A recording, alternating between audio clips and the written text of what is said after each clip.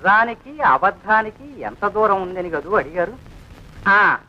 ఆ రెండింటికి భూమికి ఆకాశానికి ఉన్నంత దూరం ఉంది.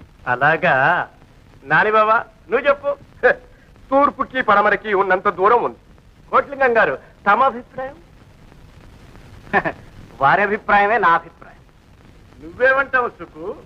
మేము ఈ కర్ర పట్టుకెళ్ళి కొలుచుకొస్తాం మహారాజు మావయ్య. రామన్న ఇక నువ్వు చెప్పు. చెబుతా ఎనుకోండి.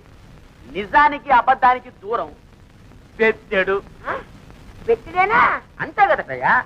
కళ్ళతో చూసేది నిజం, చెవుతో వినేది అబద్ధం. దానికి దీనికి దూరం పెట్టిడే కదటయ్యా.